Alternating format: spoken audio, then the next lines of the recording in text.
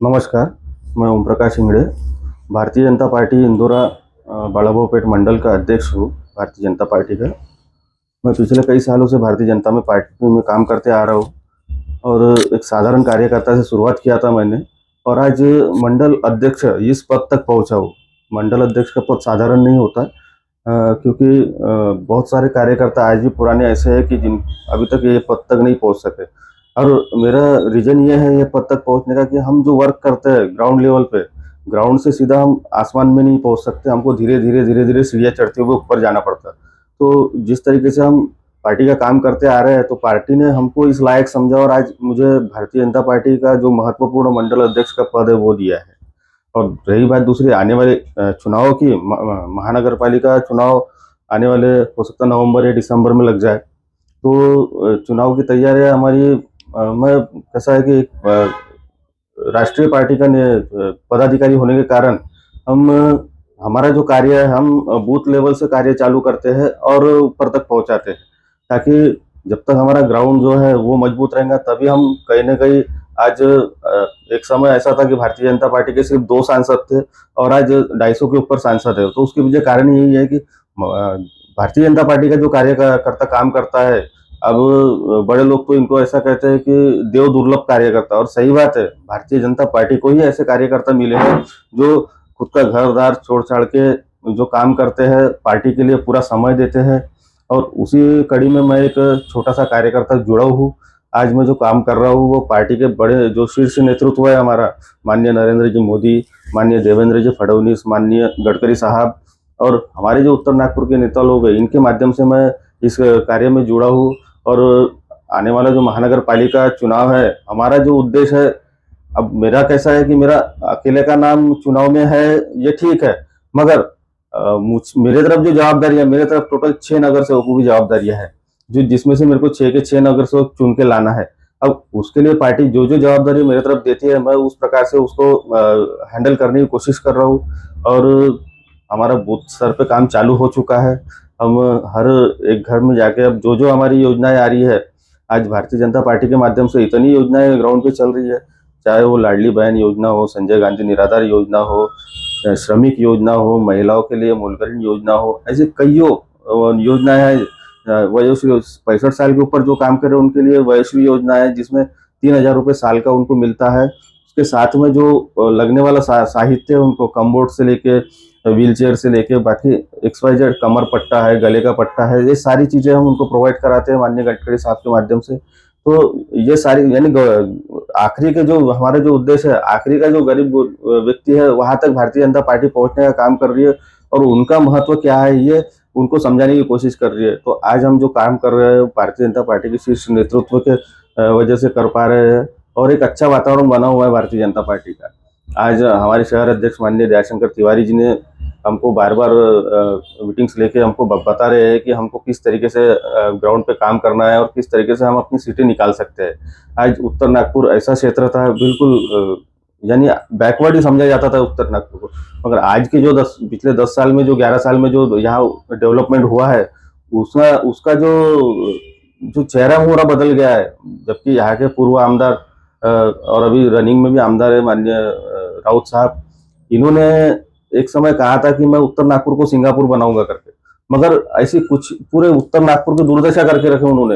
आज अपन outer area में चले जाओ तो जगह जगह स्लम एरिया जैसी के वैसी पड़ा है, मगर गडकरी साहब और माननीय देवेंद्र जी फडणवीस इनके माध्यम से हम जो कार्य ला रहे हैं, आज हमारे पूरे क्षेत्र में तो नगर सेवक नहीं है, मगर जहाँ जहाँ नगर सेवक थे वहाँ उनके माध्यम से काम हुआ। जैसा हमारा प्रभाग 7 हो गया, प्रभाग 9 हो गया, प्रभाग 6 हो गया यहाँ पर, और प्रभाग 2 उत्तर नागपुर में ऐसे प्रभाग है जहाँ पे ना आमदार का साथ है ना नगर सेवक का साथ है, फिर भी हम माननीय केंद्रीय मंत्री गडकरी साहब, माननीय मुख्यमंत्री देवेंद्र जी फडणवीस, इनके माध्यम से हमेशा कुछ ना कुछ फंड ला रहे हैं और जनता तक पहुंचा रहे हैं। और जो आज का चेहरा बदल गया है हमारे उत्तर नागपुर का, उसके पीछे भारतीय जनता पार्टी का पूरा पूरा हाथ है, क्योंकि भारतीय जनता पार्टी ही ऐसी पार्टी है जो आखिरी के तबके तक के व्यक्ति के पास पहुंच रही है। हम एक एक घर में जाके एक एक योजनाओं का लाभ लोगों को देने का काम कर रहे हैं और हमको यही आशा है, यही यानी कारण से हम आशा कर रहे हैं कि हम ज्यादा से ज्यादा महानगर पालिका में अपनी सीटें जीतेंगे, जिसमें से मैं एक हूँ। आप धन्यवाद करना चाहूंगा आप लोगों का कि आप यहाँ आए और हमारी इस मुलाकात के माध्यम से लोगों के घर घर तक ये चीज़ें पहुंचेंगी कि भारतीय जनता पार्टी आज क्या काम कर रही है। धन्यवाद।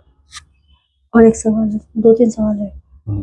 सर। जैसे यहाँ पर अभी चुनाव होने जा रहे हैं, चुनाव में आप खड़े होते हो, तो ऐसे कौन से खास मुद्दे हैं, कौन से ऐसे खास मुद्दे हो लेकर आप मैदान में आने वाले हो? देखो मैडम, कैसा है, नगर सेवक का काम है हाथ में झाड़ू लेके गटर लाइन साफ करना, सीधी सीधी बात, ना कि बड़े बड़े स्टेज पे जाके बैठने का।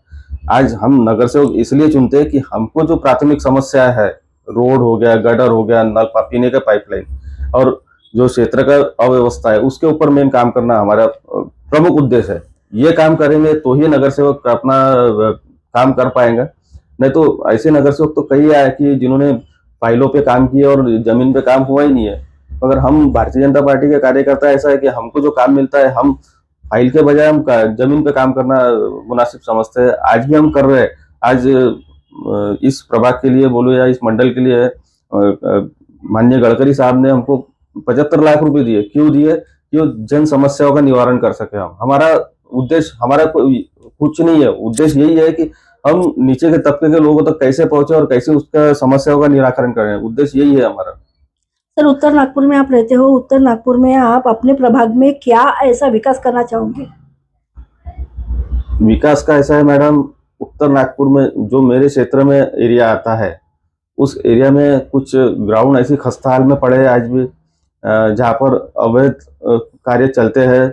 कोई रात में बैठ के वहाँ दारू पीता है, कोई गांजा बेचता है, कोई एमडी बेचता है। ऐसे जैसा अपना बुद्धनगर का ग्राउंड है, गुरु नानकपुर का ग्राउंड है, उसके बाद में हमारा किदवाई ग्राउंड है, समता ग्राउंड है। ऐसे कुछ क्षेत्र है जहाँ अनैतिक गतिविधियां चलते रहती है। तो इसके ऊपर इनको डेवलप करके यहाँ की जो गलत चीजें हो रही है, ये जल्द से जल्द हम खत्म करने की कोशिश करेंगे। ये मेन उद्देश्य है हमारा। सर, आप आने वाले युवा पीढ़ी के लिए क्या एक संदेश देना चाहोगे? युवा पीढ़ी आज की बहुत समझदार है। हमारे पुराने लोगों में और आज के युवाओं में काफी जमीन आसमान का फर्क है, क्योंकि आज एजुकेशन का स्तर बढ़ गया है। मगर फिर भी कुछ कुछ इनलीगल वर्क ऐसे होते हैं कि जैसा कि अभी मैंने बताया, जैसे ग्राउंड पे जो चल रहा है, जैसा बुद्धनगर ग्राउंड में, यहाँ ज्यादा से ज्यादा आपको युवा ही दिखेंगे गलत कार्य करते हुए। आज इधर किदवाई ग्राउंड में देख लो तो युवा ही ऐसे है कि जो गलत संगत में पड़ के, उनकी गलती नहीं रहती, वो खुद होके जानबूझ के कोई नहीं करता, मगर जो संगत करवाती है उनसे, वो संगत को हमको खत्म करना है। तो युवाओं को मेरा एक ही संदेश है कि पढ़ो लिखो और अपना उद्देश्य साध्य करो। पढ़ेंगे लिखेंगे तो आगे बढ़ेंगे, नहीं तो विषय नहीं बाकी का। सर, इसी पे मेरा एक सवाल है, जैसे आजकल की युवा पीढ़ी है, ज्यादा से ज्यादा राजनीति में जा रहे हैं और एजुकेशन में, टेक्नोलॉजी में कम जा रहे हैं, इसके लिए आप क्या कहना चाहोगे सर? वो तो उनका पर्सनल इशू है ना। राजनीति में जाना बोले तो उनको क्या समझता है। आज कैसा है कि नया लड़का जैसे 17-18 साल का हो जाता है, तो वो उसकी शुरुआत रहती है समझदारी की। 17 से 25 का समय ऐसा, 15 से 25 का समय ऐसा होता है कि यंग जनरेशन का, जिसमें उनको खुद को बनाना है या खुद को बिगाड़ना है। इनका विचार उसको, खुद को या फिर उसके माता पिता को करना पड़ता है। उसके माता पिता का क्या उसके ऊपर प्रभाव है। अगर माता पिता का प्रभाव है तो माता पिता के हिसाब से ही वो बच्चा चलेगा। नहीं तो कैसा है कि अगर उसको बाहर की संगत ज्यादा प्यारी होगी, उसने माता पिता का विचार करना छोड़ दिया, तो फिर बाहर के हिसाब से। और राजनीति बोलो तो ये कोई ये बिजनेस नहीं है या फिर कोई ये टाइम पास करने की जगह नहीं है। राजनीति में आना है तो कुछ ऊपर तक बन के जाना है, नहीं तो फिर राजनीति मत